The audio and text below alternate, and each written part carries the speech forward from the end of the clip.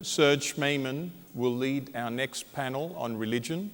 I have to say, Serge is also the program director of the entire Athens Democracy Forum, so please, a hand of applause for Serge.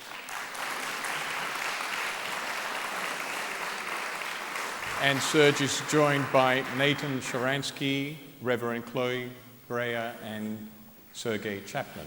We have the question, Serge, before we start, because please answer this question in the next few minutes, and we will give you the result in about half an hour from now. So should religion play a role in government? 2 pluses, 1 minus. Serge, over to you. Okay. I have to start by abandoning my prepared notes because they begin with good morning, and we've already moved way past that. I'm sorry, but delaying lunch is not our fault. We'll try to make up for it with spiritual sustenance.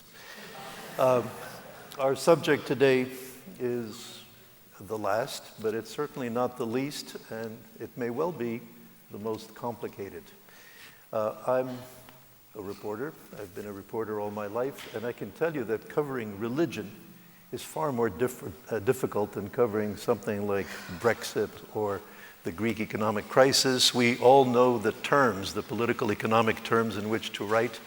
We run into huge problems when we try to write about the canonization of Mother Teresa or any of these other issues that come up. There just doesn't exist the vocabulary in the secular media to cope with many of these issues. Nonetheless, I think you'll all agree that religion and its role in democracy can simply not be avoided.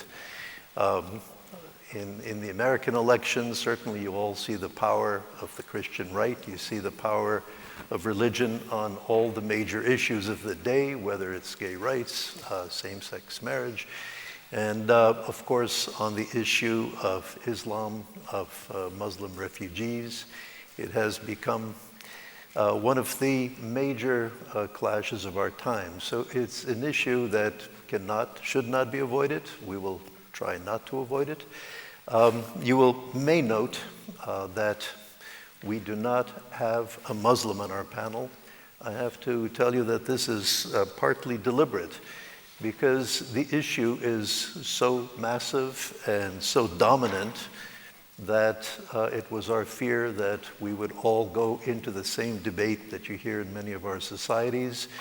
We want to focus for now on the question of how our societies, our purportedly secular and purportedly democratic societies, are handling the issue of religion, the presence of religion, the continuing power of religion, and from that perhaps we can draw some conclusions, and it may have to wait till next year's conference, on how we handle the challenge of Islam, of Muslims, a growing number of Muslims among us.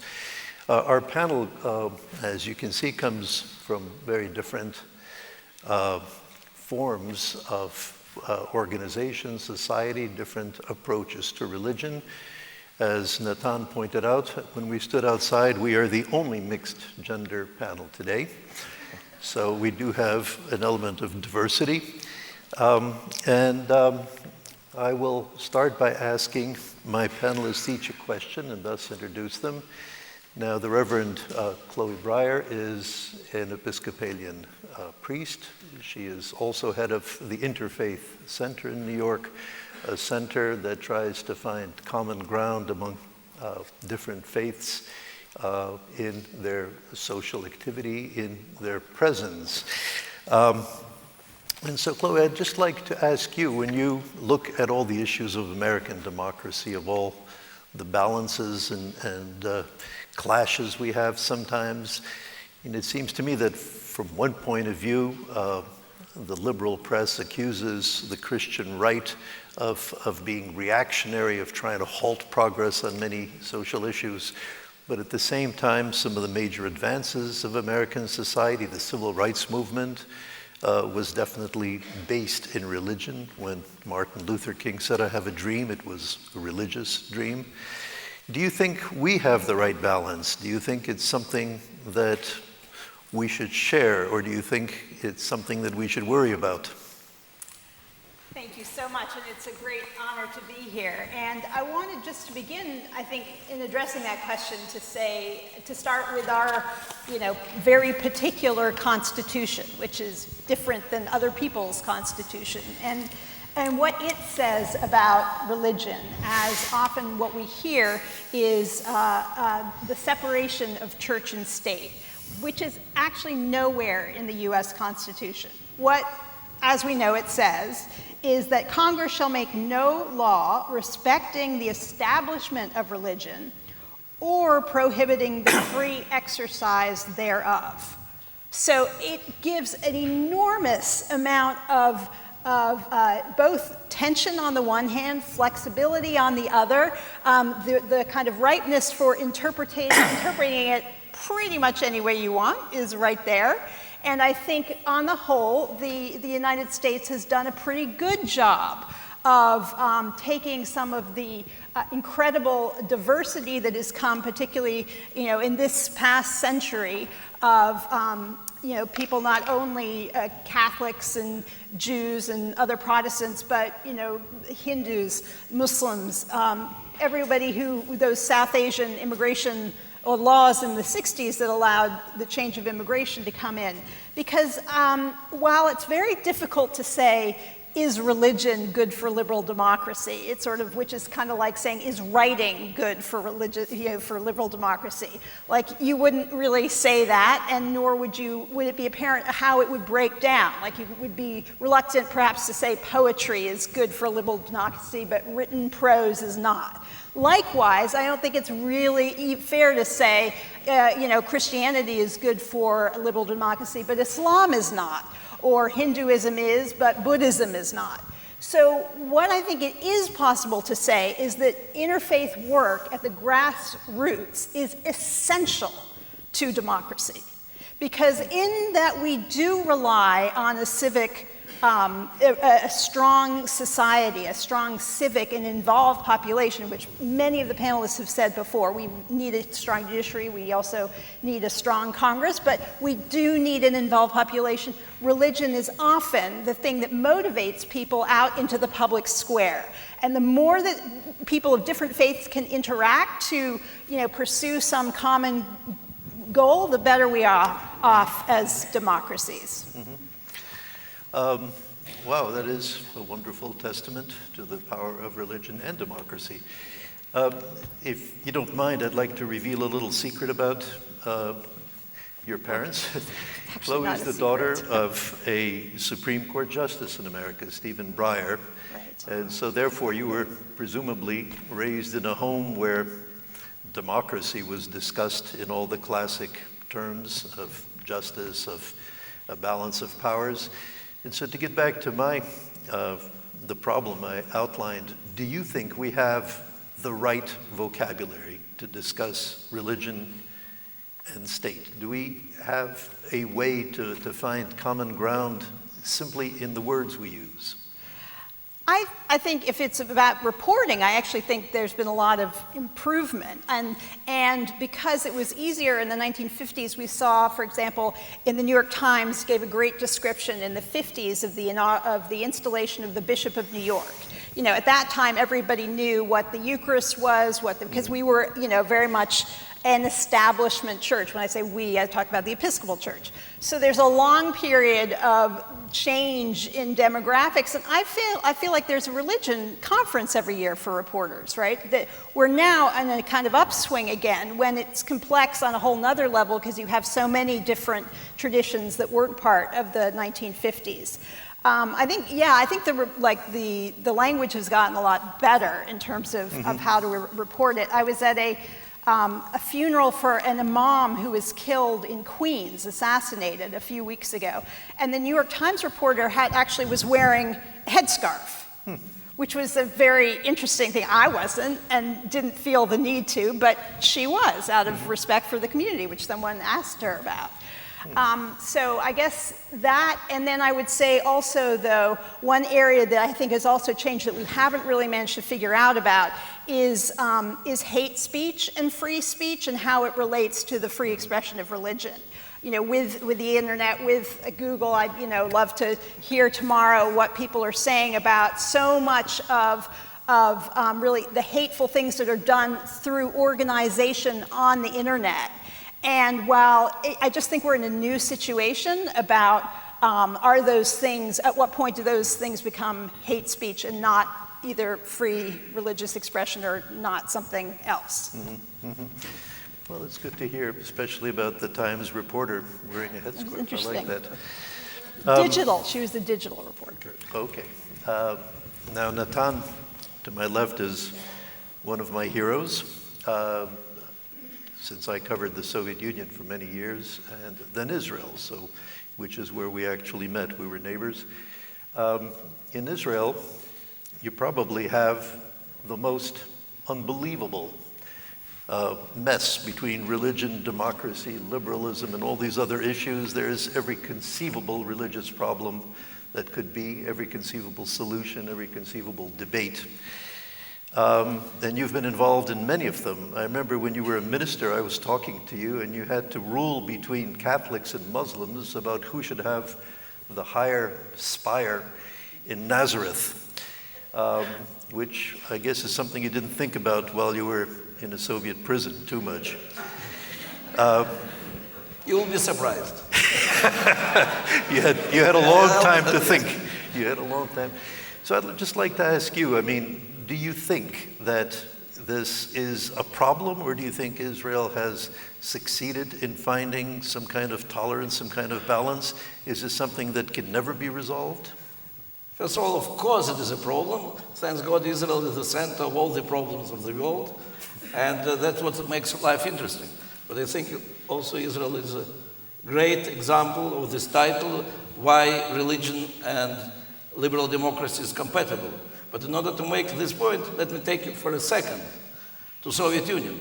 Soviet Union, which was, of course, there was idea of this communist paradise where there'll be people without religion, without nationalities, without borders, without money, without any differences, and everybody will be happy. So they killed, literally, they killed millions and millions and millions of people for this ideal. So 200 million people lived under constant fear, and who was ready to fight, to challenge this dictatorship and to fight for democracy? As I found out, first of all, it is people for whom physical survival is not the highest value. They must have values to die for which they have to be ready to die for. So that's why it's not surprising when there was like an official spokesman of two movements, Jewish and human rights movement. By far, our strongest, best comrades in arms were Pentecostals from Siberia who insisted that they'll teach their children to their religion even if they go to prison, and Catholic priests from Vilnius who is not ready to disconnect from Rome, and Orthodox, young Orthodox Christians from Leningrad who were insisting on their right to have religious discussion publicly. These, and by the way, that's when in prison I had to be judged between some of them, so I had this experience. But it was so clear that identity, religion, and liberal democracy, freedom, go together, that freedom for you means, for these people, means to live in accordance with their religion. But religion is the one which gives them strength to fight for freedom. So it was clear it is close, not simply compatible. It has to go together. Then we go to free society. Thanks God we won. There is no Iron Curtain. We are part of free world. And you find out that in modern liberal society there is another paradise described by John Lennon. World without borders, without God, without religion, and where there is nobody to die for. I quote Imagine. So it's a great song, by the way, great song, and it's good, but if there is no values that you are ready to die for, you will not be ready to defend them, especially when there are people who believe in identity but don't believe in democracy and say, I quote, we will destroy you because we love death and you love life. So I believe, and with this I came to Israel, that has to go together. Now in Israel. Israel is really fascinating. You cannot separate Jewish identity from religion. You start from history and you go immediately to Old Testament. So the very idea of Jewish state meant that you have to say who is welcomed to get the citizenship. And now I'm the head of Jewish agency. The law of return says every Jew, when he wants to come, he's getting citizenship. 3.5 million people got citizenship. But who is a Jew? There is a religious answer. But the civil rights activist says everybody who said he is a Jew, you have to accept him as a Jew. And so Israel cannot live without religious identity, and it cannot live without democracy. There is no way to unite all these people with different backgrounds without very vibrant democracy. So who is a Jew became big debate in Knesset, in Supreme Court. In the end, the formula under which I am acting now, it's a compromise. That everybody who is recognized as a Jew by his or her community is a Jew, not as a Jew, can get a citizenship. What it means that Orthodox community in Brooklyn and gay community in San Francisco, it's real one, they all can decide themselves who is a Jew for them, and I have to give them a citizenship. It's simply one of the many examples how democracy, a democratic state, and national state have to make compromise. And these type of compromises we have to do every day, and every day we have a headache. Oh my God, only a week ago the government almost fell because religious parties say that they cannot accept that there are work on Shabbat on railway station. And then Prime Minister, in order to save the government, said, okay, there will be no work. Then Supreme Court interfered and said, no, you cannot say it. It was solved somehow. To say that all the problems will be solved next week, no, I think next 1,000 years maybe, but no less. But that's how the world can be strong, when there is permanent tension between identity, which gives you meaning to your life, depth to your life, and readiness to fight, and freedom, democracy, which makes sure that you with your ideas don't interfere into the life of the other. Mm-hmm. But so, from what you say, it is obvious that identity can also be very dangerous as a force. I mean, we've certainly seen that, and today it's being resurrected in parts of Europe. You know, these arguments in Poland that Christianity has to be part of the European identity. The moment these two questions are separated, identity, religion, and freedom, democracy, the moment they go separately, these are dangerous because it can start killing people. This is dangerous because it makes life shallow, without meaning, without capacity to defend your own values. So that's why I believe that it has to go together. That's why the way I believe that this French struggle against Burkiniki or whatever is so stupid, is so laughable. What you want from these women? They have their own identity. They have their own understanding of modesty. So the fight for freedom means that you want to destroy their identity. I think that's wrong fight, and it's not in the name of protecting us from extremists. You want to protect us from extremists? Put everybody under very strict rule of democracy and don't permit anybody to undermine democracy. That's it. Well, I hope there is a champion of laïcité out there. Maybe not. Perhaps somebody can respond to that and explain why this is proper and good. In the meantime, Sergei Chapnin, when I met him, he was the chief editor of the main publications of the Russian Orthodox Church, an excellent journalist at a time when Russia was experiencing a flourishing, perhaps, of democracy, or at least general faith in it, and the church was rising and the state was rising. Then, recently, I forget how long ago, you were fired. The end of the last year. Yeah. He was fired because, and if you read the excellent article in yesterday's New York Times about the convergence, perhaps, or Putin's co-opting of the church, Sergei is quoted there, pointing out that this is just becoming an instrument of the state. So my question to Sergei is, actually it's based on what Christiane said 2 sessions ago. She said that the big man seeks first to co-opt the media. I would argue that even before that, he seeks to co-opt religion. Certainly that's true in many of the Islamic states we have seen, and now it's becoming true in Russia. Sergei, could you comment on that? Could you say, why does that happen? Why does an increasingly authoritarian leader have to have increasing control over the church, over religion? Let me first start with this book. You see, you got it, I think, at the registration, and I was very inspired to see religion, migration, power, and money. So that was the intention. And in reality, we see that the panel on religion is the last, and definitely after business and money. So we're still in the old paradigm. But what is good is that religion is still connected with the feast of life, with food and lunch.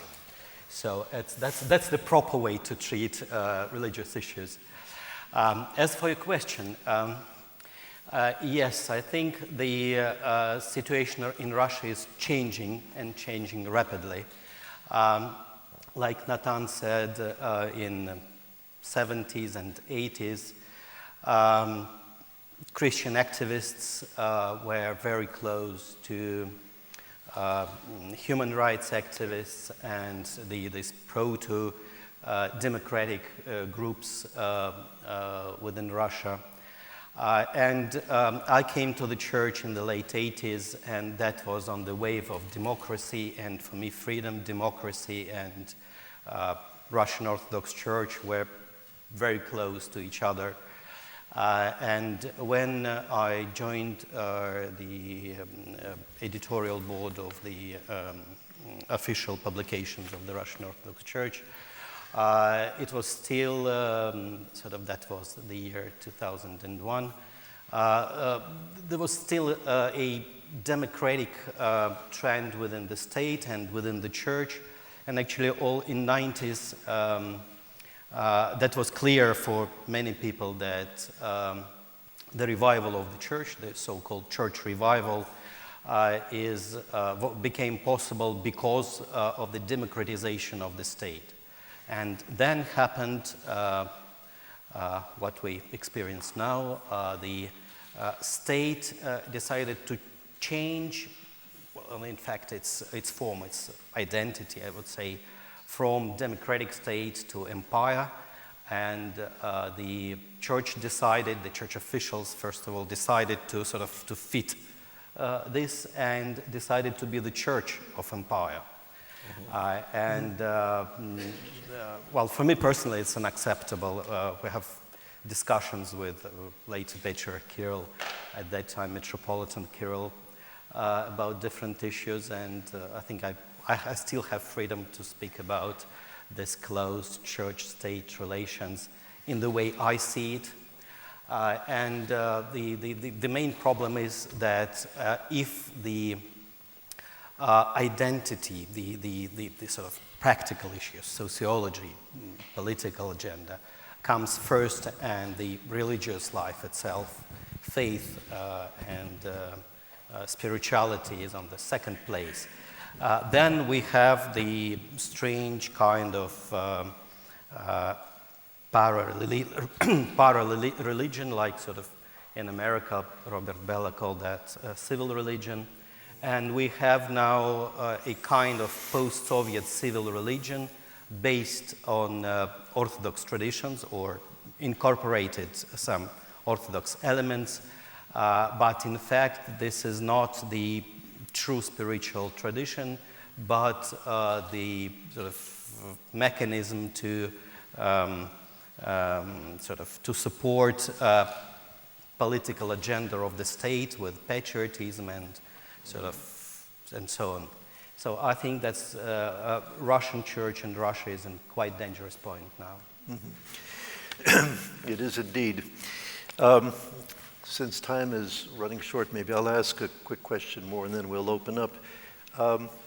Chloe, in the Interfaith Center, as you said earlier, you work on the presumption that all faiths have something fundamentally that they can share and contribute to democracy. The big debate now in America and Europe is whether Islam has that potential, whether it is a faith that's inherently hostile to democracy, or whether, as I'm sure you would say, like other faiths, it can be integrated. Can you tell us some reasons why you think that it is not any different from the other faiths that have been integrated into the American civil religion? Well, it's interesting because often, in the United States, Islam is posed as a new addition where it has been around for 400 years. With the first slave ships came the first Muslims to the United States. And what's interesting about New York City is that it is one of the most diverse populations of Muslims in any city in the world. You have people who've been, you have Arab, South Asian, West African. It's so difficult to generalize because you see in one city the vast influence of culture on a particular religious tradition. And what has been really tremendous is that obviously the gifts that different traditions have to democracy, again, in our context, have shown to be somewhat different. So, for example, the Muslim American Society of Queens and Brooklyn have the most organized voter registration drive I have ever seen.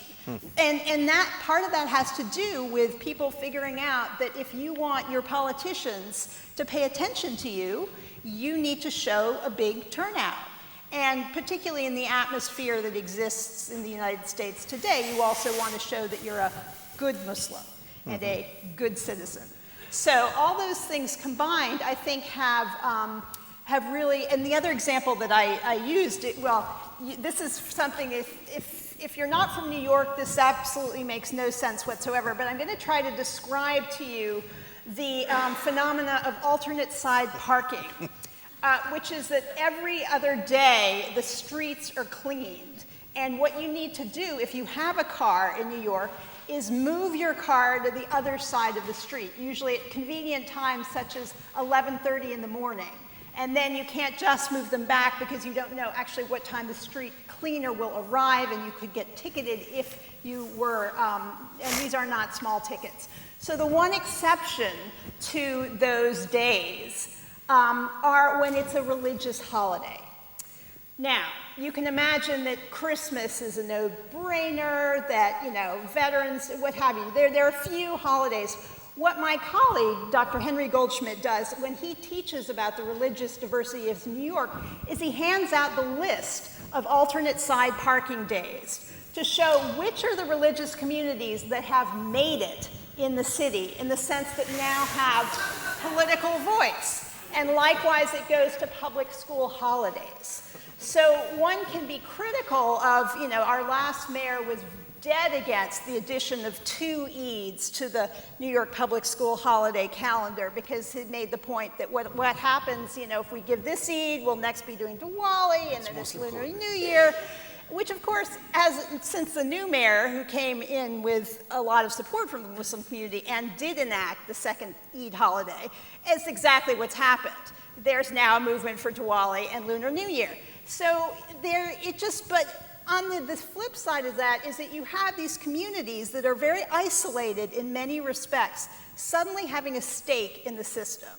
And when that happens, it makes all the difference because their identity shifts from being primarily a member of the, Pakistani Muslim of New Yorkers of Queens to the New Yorker who happens to be a Pakistani Muslim. So that's just... This is all very true.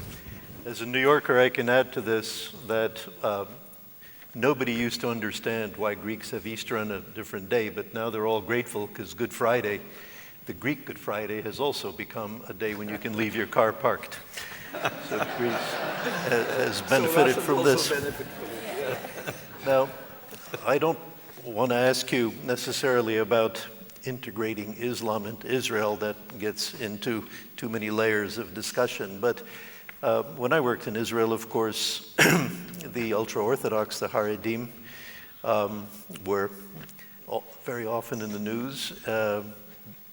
And part of the issue is that they have had to be integrated into Israeli society on very specific terms, including their own legal system, as I understand it, refusal or not serving in the military, and in some cases not even recognizing the state of Israel.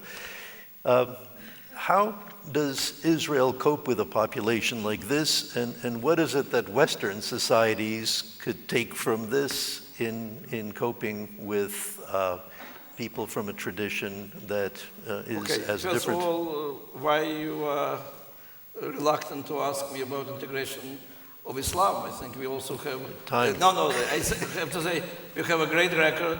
Second, state language, state religious schools for Muslim, and many, I'm not speaking about 15 members of Knesset. And Arab Supreme Court judge sending president of Jewish state to prison for sexual harassment. It's not something so small. But as to ultra-Orthodox community, which really, first of all, part of it doesn't recognize the state, but wants to enjoy the benefits of the state.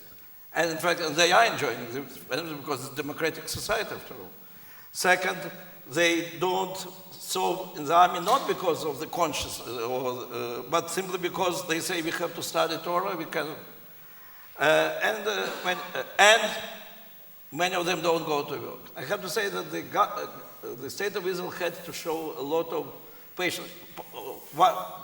They are part of the democratic process, and they have their unique identity. You don't want to destroy this identity, but you want them to play under democratic rules.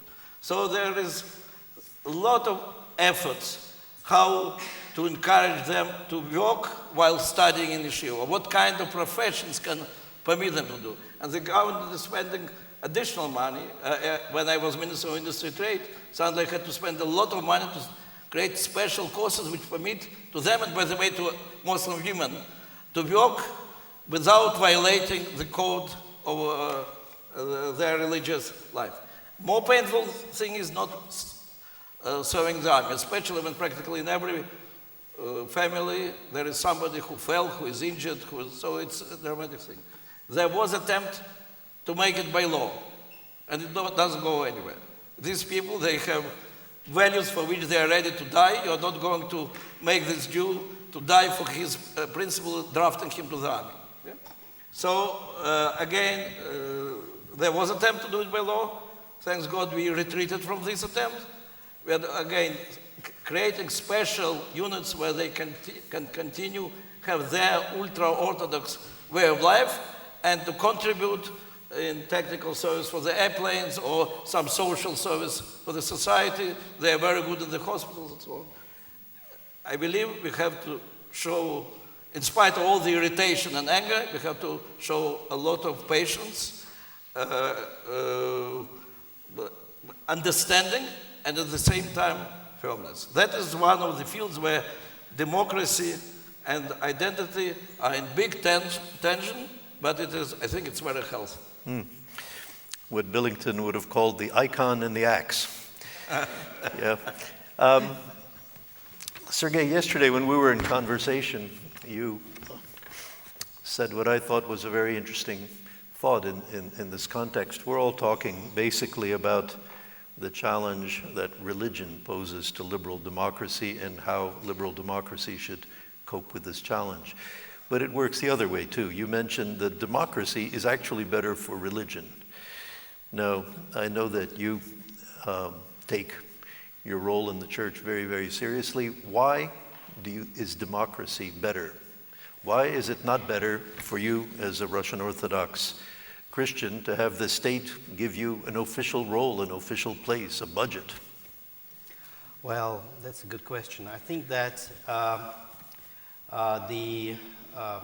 I'm speaking from the perspective of my experience as an Orthodox Christian. I think it's important to state this in the beginning. The whole history of the Orthodox Church is in fact the history of the Church in the beginning in the Byzantine Empire, then in the Russian Empire, And then the icon and the X, actually, that's the point. And then in the Soviet Union, because the Communist Party was fighting the church on one hand, and on the other hand, building the communist party itself, the administration, the culture, everything on the same model. And one of the last communist officials I talked to a few years ago said, we have to admit that during Soviet Union, we had two churches. Say, no, we had a church and the Communist Party. And no, this is a mistake. We had two churches, the Christian church and the Communist church. That's why the sort of competition was impossible. The state was, of course, supporting the Communist church and sort of suppressing all other religious groups and communities.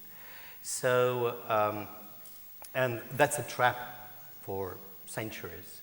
We got a unique chance after the collapse of Soviet Union to build something different, to use another model building our life. And I have to say that we failed. For the moment, we failed. We again return to this kind of empire model, and the church easily remembered what it should do in this situation.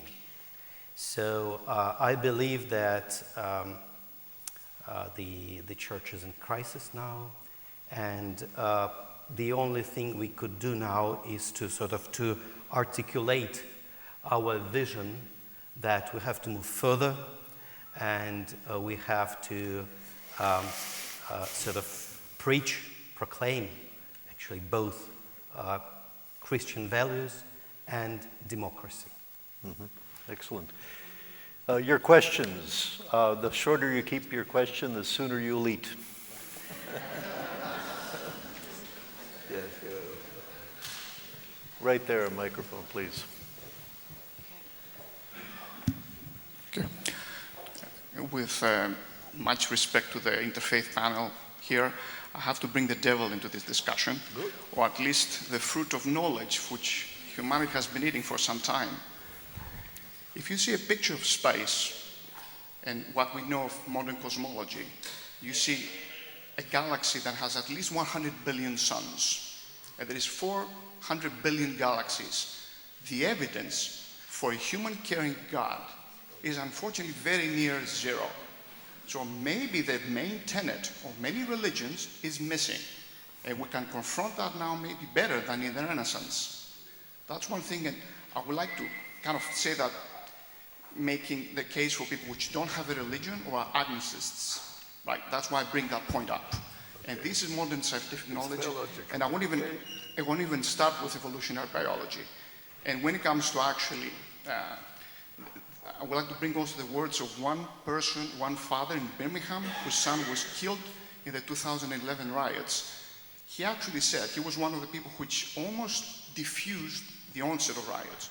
He said, if you are part of humanity, you don't even need books or even religion. You know how to be good. And I couldn't even summarize it better, a secular foundation for democracy. You may derive your strength from individual religion, but the people who charged, let's say, the plains of Marathon, they were not doing it for Zeus when they went against Persia, and when they beat fascism in Europe, the same story.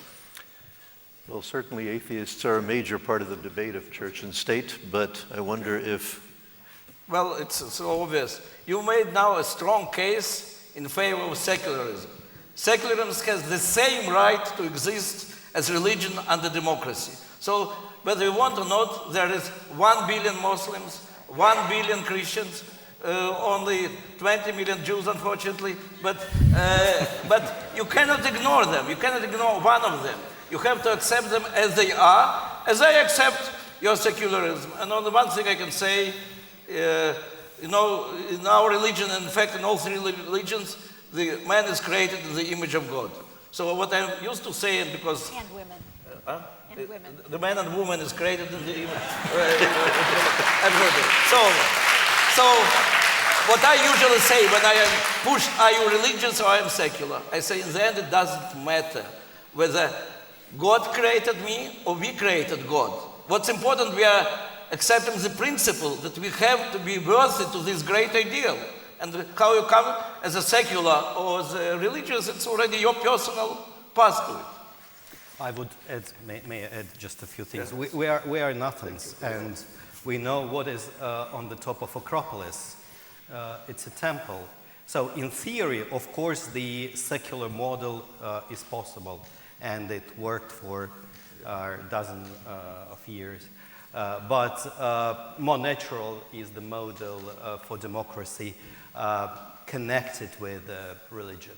It just so happens in history. It's another debate. In the white over there, yeah. If I may, identity is not one-dimensional. I am a woman, I'm Iranian, I'm a mother, and I happen to be a Muslim. And also I think that if you look at religion as the story of faith and not faith, there can be more dialogue between them.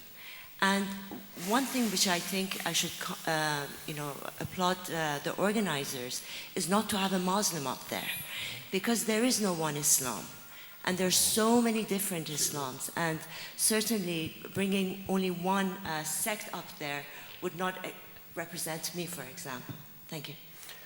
I can assure you that there are just as many forms of Christianity and probably and Judaism. So we are not representative, that's for sure. Chloe, would you like to comment on that, or? Yeah, I think, I actually do think there should be a Muslim on this panel, to be honest, because just because, and I recognize the rationale that you have given, but I do think it makes a difference when someone is able to speak out of their own experience, and while in no way representing the experience, but I feel I think in the press and on TV, we feel such license to say the Muslims, as if they all are the same, and in a way that we don't do around either Judaism or Christianity. I think it does help to hear the voices of people whose experience is different and yet similar. So, well, we promise you to for have next time. in the next panel. Achilles, do we have time for one more question or one more? Right there in the middle, sir. Yeah. I'm afraid this is it, but we have eternity to ask more. Thank you for the lively discussion. There's been a lot of discussion about secularism. How do we ensure, and I've heard at least one person on stage today speak of secular democracy, but secularity itself has its intellectual basis on Greek and Roman philosophy and Enlightenment, like John Locke and Voltaire and such people. How do we ensure that we're not imposing secularism secretly as a religion through democracy? Well, Sergei, I think you lived in a state where they definitely tried to impose it and failed. Yeah, I think that when we recognize that there are Christian, Jews, Muslims, and we recognize that there are agnostics. So when we speak about each kind, there are sort of militant religious groups or fundamentalists, and actually the same we can say about the secularists. They could be militant secularists, radical secularists, and the sort of traditional ones. So all those who belongs to certain tradition do cooperate, they do communicate, and I think that's the main criteria. If you are able to communicate with the others, then it's okay. If you reject their right to be represented, no matter what is your religious tradition or background, then the problem is there. Yeah. Oh, can I just Certainly. say a word about that? I actually think we should be much less apologetic for teaching the good things about secularism, the Enlightenment, to people who are very religious and haven't necessarily encountered those values. And I think that we should not treat traditions as if they are static in some way. So, for example, many of the traditions, the religious communities that we encounter in New York are not so good on the rights of women, or not so good on, from a progressive perspective, on gay rights. And that, however, is not something that I think we need to treat as if it's an irreversible fact of their identity, because the fact that you interact with other human beings and new cultures does, by virtue of that interaction, change who you are and your religious beliefs a little bit. And I think particularly after the Orlando massacre, that communities of more conservative Muslims and Hindus in New York that have just avoid the issue of human sexuality like the plague. Like, we just don't even bring it up, okay? So after Orlando, though, the communities of gay Muslims and gay Hindus that people had just not heard from forever and ever suddenly became to come out, and with them were the more conservative leaders of their own faith. And they actually listened to each other in many public on many public occasions. And we had an Afghan imam from Queens, for example, who was Pashtun, coming out and saying, look, I don't agree, and co-sponsoring a town hall in which many of the gay representatives from these communities were part of. And he's interviewed on the radio, and he says, I don't think that the Quran endorses, homosexuality, but I respect the laws of the country in which I live. And that was just a profound statement, because he wasn't, he had responded with a very thoughtful way to how the world around him and his faith were going to interact in order for him to maintain his belief and the world's, his city's sort of viability. So, To connect your answer with your question, you mentioned Voltaire. It's Voltaire, secular Voltaire, who said, I disagree with my opponent, but I'll give my life for his right to have his opinion. If all the secularists will treat religious people like this, and all religious will treat secular like this, our forum will fulfill its mission. And thus, we resolve our problem. I want you all to take out... Thank you.